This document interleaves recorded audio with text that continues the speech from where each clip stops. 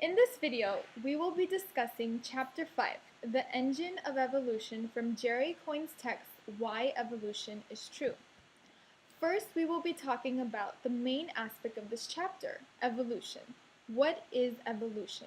The theory of evolution doesn't exactly tell us how life began on Earth, but it helps us understand how life, once it came into existence, diversified into the many incredible forms that we see today. It also helps us make sense in the way which modern creatures continue to adapt and change from billions of years ago until today.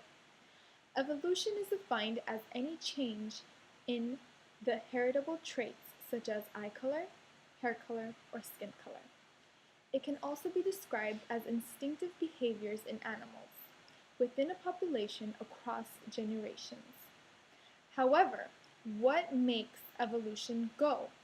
Evolution is not a conscious decision or path that organisms make. It is not a choice. Mutation, natural selection, and adaptation are all random, inevitable, and ongoing processes. Coyne accurately points out that the process of evolution is so perfectly established that it is so easy to believe that only a divine entity could have arranged these coincidences. Coyne points out that evolution has two major components. First, evolution illustrates how biochemical systems could become more and more complex and codependent in the processes of evolution. Second, that new traits could never just arise from nowhere, but instead all arise from traits that are already present. Next, we will be discussing what mutation is. Mutations are changes in DNA sequences that may potentially be expressed and be advantageous. Any mutations that induce changes in the phenotype will either be favored or discriminated against by natural selection. Mutations are arbitrary and creatures mutate randomly. Mutations generally result from mistakes and they happen regardless of it will be advantageous to the individual or not. If the mutation is harmful, the individual won't survive and won't pass on the genes, which is a clear example of natural selection. If the mutation is beneficial and advantageous, the trait will be passed on for future generations until soon the advantageous mutations will be the normal phenotype and genotype. Evolution is a combination of mutation, natural selection, and adaptation. We can go into more detail about adaptation. Adaptation is a driving force of evolution. Adaptations are characteristics that improve an individual's ability to survive and reproduce. For instance, a moth's color allows it to blend into its environment for protection from predators and essentially survival. Adaptation can be further discussed through Coyne's example of woodpeckers, as it illustrates the basics of natural selection.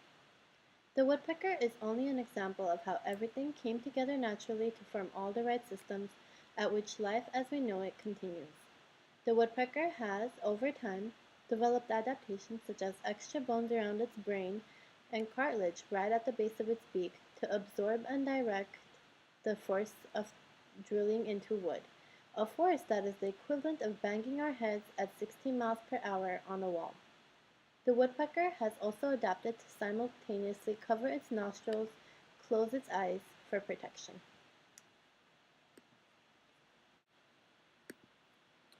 Although evolution is a natural, ongoing process, humans have also created situations where we control the selection and reproduction of certain other organisms.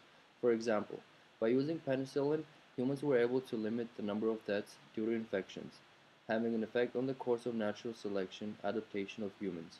However, bacteria, through its own process of evolution, has mutated and survived to become penicillin resistant. This is an example of evolution happening right in front of us. To sum it all up, evolution is fueled by three codependent and intertwined factors which are mutation, adaptation, and natural selection. These major components not only drive evolution, but also rely on each other and together help organisms thrive and survive millions and millions of years. Evolution is the only theory that captures the patterns of life from the millions of organisms studied, including the woodpeckers, human evolution, and even microbes. The years of research done on advancements in science that have essentially helped us prove the patterns and theory of evolution.